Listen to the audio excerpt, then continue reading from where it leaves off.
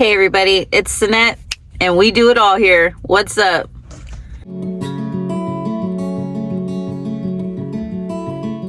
Welcome to my foster care series. I truly hope that you join me for episodes 1 through 5, and welcome to episode 6, where we'll be going over jail or prison, okay? And not necessarily me having been through that experience, because I haven't. It's more, I wanted to talk about the statistics behind it, my experience with family, going through all that, and then just how 5 siblings that went through the system turned out as far as that statistic goes. And kind of just going over that today. So if that sounds like a great episode for you, go ahead and stick around. And if you could subscribe, maybe even give me a comment on what you'd like to hear, I'd appreciate that. If you are a former foster youth or maybe just a low-income kid that wants to hear my story or hear the series that I have going on, I just want to say thank you so much for taking the time to click on my video and watch. It means more than you possibly know. And you're probably asking yourself, Sunnett, why are we in the car today? I had a crazy weekend. I just wanted to let you guys know my mom had emergency surgery this weekend on my birthday weekend, so I honestly did not get to do much, so that's why it has to be filmed in the car today. So thank you for the understanding. All right, so I thought this was going to be a really great episode because I was actually talking to a couple of my friends about it and kind of just thinking about my experience over time and how we were always told all the time that we would go to jail. We'd end up in jail. I'd end up pregnant, some teen pregnancy or something like that, just because of everything that we had been through. So I wanted to start this with, I grew up coming from a family where a lot of the family had been in prison, jail, been arrested, domestic violence, drugs, you name it. So to me, seeing that was normal. I don't think I had any reservations or judgment on it when I was real little, but I did start to understand when I got older that it was bad. I think understanding that my actual bio dad had been locked up the whole time, I think 25 years. So I mean, my dad was in prison my whole life. I met him when I was like 16, 17 when he got out. And that was pretty much it. So I had seen like prison photos of him. You know, the ones where like, you know, they're all posing and they're all working out. Like the typical like prison experience. You see letters and drawings that they send and you're kind of like whatever about it. I personally wanted nothing to do with him. He was very abusive, drug addict. Like I personally didn't want anything to do with him. I just met him because I needed to like close and heal out that part of me that needed to like be buried and be dead. And like, I'm okay with that. Like that was my journey with my father. Now, I'm not saying you can't have your own journey. Some of you guys want to have relationships with your parents or other people in your family. That's totally fine if you feel that that relationship is safe and it's productive and it's going to do something positive for your life. But if you completely feel that it's not, I mean, this dude had kids everywhere. I mean, I don't want to be around somebody that doesn't value life. And by that, I mean, if you're just going to go around, keep having kids and kids and kids, you don't value life. You don't value the lives that you're building and leaving behind. And to me, I can't be around somebody that just doesn't value life like that. So that was my first story with prison and just like the whole idea that I guess people can try to have relationships while people are in prison. I guess my mind never understood that. Like, how can I have a relationship or get to know you? You're in prison. I don't know. That was just kind of my aspect, you know. And I'm not saying like being in mentorship, a lot of, you know, former foster youths that I work with, their parents are still in prison. They're going to be in prison until they die. Like, you know, that's kind of just the situation that some of us have. My mother had gotten out, you know, like I said, she got clean, she did her thing. So that was kind of my prison experience with my mother.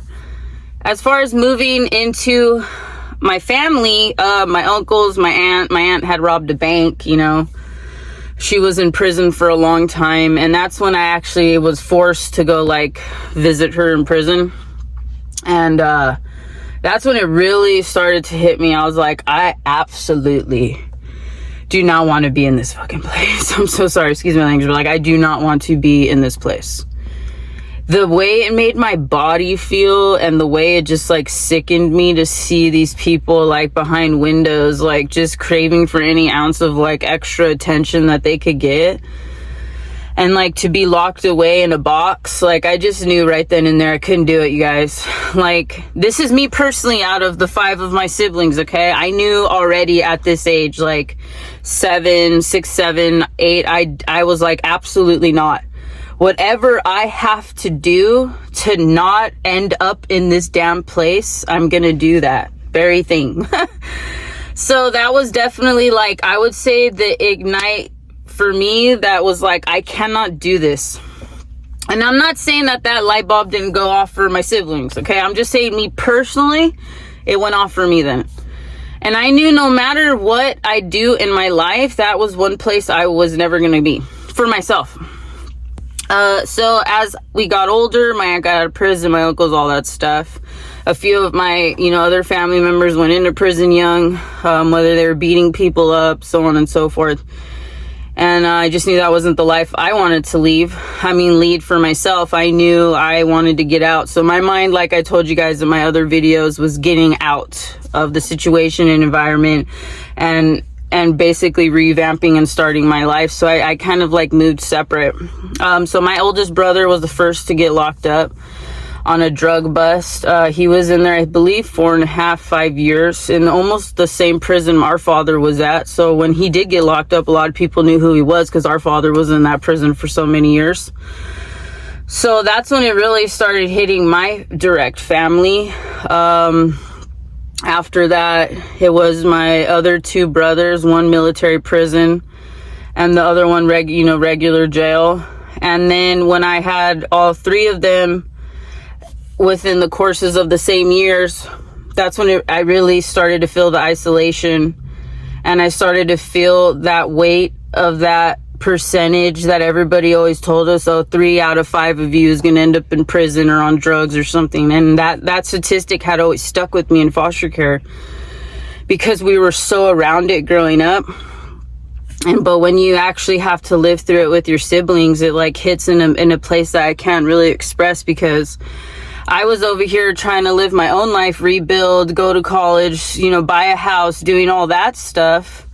And my brothers were going through these trials and tribulations. And, at first I was the sister that showed up, put money on the books, was trying to be a mental supporter. But I think the last time that I was in prison with them visiting, and we had like a full blowout, I think all the emotions and pain from being in the system, because you guys have to remember, we were not allowed, like I said, to talk about it, to work through it. But I think when you're in the prison and you're all together and, your siblings behind the glass and like you all are feeling so many things, I think that's when it like really exploded. And I heard things that I had never heard before from them about like their experience in the foster homes. Because you have to remember, my older brothers were in many different homes before we were put together.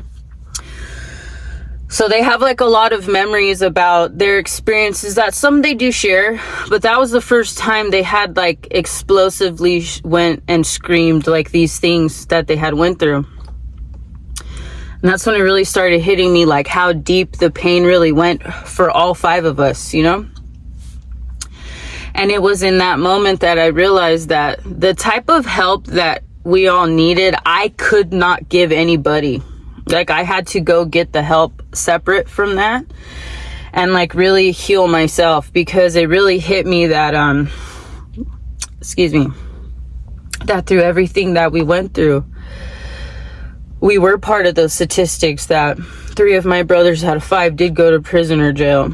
And we did have to live through that into our life, Unfortunately, a few of my brothers are still going through getting clean and, fixing their lives and, going through programs, even close to being 40. But I still pray for them every day, and I wish and I hope for them the best, but I cannot go through those battles and journeys with them. And that's the best advice that I can give you guys as former foster youth or low income. You cannot go through life for them. You have to do it for you. And as painful as it is to watch them go through these trials of whether drug use or prison or losing themselves along the way, because they do, the people that they turn into are not the same people that you grew up with to love. We all change and turn into different people, but this is why I try to preach when I do my mentorship, that you have to heal as a former foster youth. You have to heal. And my brothers were never allowed to. And then it got too far and to a point where they're still trying to do that now. And we still talk about it now. We talk about it a lot more now because we're older, when I am able to get a hold of my brothers. We do try to talk about it as much as we can. I've offered to get them help as far as, finding out information. My little brother wants to find out who his dad is, just stuff like that. And, figuring out how to heal as siblings when there's like prison and jail and drugs and like that glass that separates you. It really destroys you in many ways. So I wanted to talk about this because it is a lot of our stories and a lot of our lives to go through this type of experience, whether it's with our parents or our siblings or maybe our family or friends. But just know a lot of us have went through it. I personally, like I said, did not ever been locked up. Like I said, I could never do it, but I just wanted to show you guys a realistic statistic. Out of 5 siblings, 3 siblings ended up going to jail or prison. And the other 2 did not. So that's just a realistic statistic of 5 siblings that went through the system and how we ended up. I was the only one that went to college. And, the first one to buy a home. And yeah, I love my brothers more than I can express. They're the only ones that have went through all of that with me. And every day I pray that the day will come where we can all sit in a room together. It's been over a decade, and I get it, you guys. Trust me. I get it. I know some of you probably haven't seen your siblings in a very long time, or have had the chance to really heal with them or go through those type of things, because jail or prison or everything that follows those situations do really affect you building.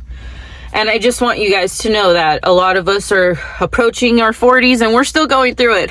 Excuse me, just a sec. Sorry guys. We get pretty real in these videos, okay? I haven't had a full-on cry yet though, so we're doing pretty good. But this is a really important topic to me because it's been a huge part of my life for many years. And like I said, my brothers are still paying the price for that, whether they still have to pay for court stuff or go through programs. It has been a huge part of our life, and it still is. And I just want you guys to know that you are not alone, and I'm here to listen if you would like to talk about it or speak about it. And I just want you to know that if you never ended up there, that's a win, man. And don't discredit yourself for that shit, okay? Because at the end of the day, like I tell everybody, and even former foster youth I've worked with, I know to some people who grew up maybe with privilege or don't understand the life, it's like, oh, of course I didn't go to jail. Like, of course, But for us, it's not that easy. It's not that simple to say something like that. I mean, an anger and a fight can break out into something even crazier just because all that pent-up rage that we never got to settle or work through, turned into something else. It could be anything, and I just don't want to discredit the journey and the fight that you had to make to not end up in that place. Whether it was doing something stupid when you were young or maybe making the wrong choice, because we all make bad choices and decisions. Trust me, I'm not far from that, I've done my own stupid things, which I'm definitely going to do a video so you feel less alone, because we all have done dumb things to get out or done stupid things to learn and get where we need to go. And if that hurts somebody's feelings, it is what it is. I'm about realism here. I'm trying to get you where you need to be and be successful and get out and break that mentality and build yourself up and be the best version of yourself. And that's always the whole idea behind this series and this videos, and be able to be an open place of discussion, because at the end of the day, I just want to create a space and a place where we can talk about this stuff. And like I said, I don't want these statistics to weigh on your mind. Like I said, they did for me, just because they were just so pushed in my head when I was a kid. Everybody constantly always wanted to throw that shit at us. Like, oh, your mom's a drug addict. Oh, half you guys are going to go to jail. Half you guys are going to be on drugs. Like, and then my mom always telling us that we're all come from addicts, so we're going to be addicts. So, you know, you're told that so much in your life. You're like, damn, am I really going to be an addict? Like, you know. So I just want you guys to know, like, I get it, okay? And I'm here, and I'm a testament of making it out and not ending up there. So, yeah, I do not believe jail offers true reform. I do believe that if it did, it would be a decent place for people to funnel through, but I just think that there's so much people that go through life with unhealed trauma, whether through foster care or parental abuse or neglect, that end up in those places. And they needed help, they needed love, they needed care. And that's what I hope this channel offers to you guys. And again, my name is Sunnett, and I really hope that you can subscribe and follow me for more. And thank you for joining me for episode 6 in my foster care series titled Jailhouse, or Jailhouses. I don't know. We're going to change the title up in the beginning, but I just wanted to tell you guys that. And thank you again for joining me. And I do hope you join me for the next episode in my foster care series. If you are a former foster youth, or maybe just a low income, thank you again for stopping by and hearing my story. And if you're neither of those things and you just stumbled on this video to watch, thank you. And I really appreciate it. And you guys have a good rest of your day. And remember, I'm Sunnett, and we do it all here. What's up?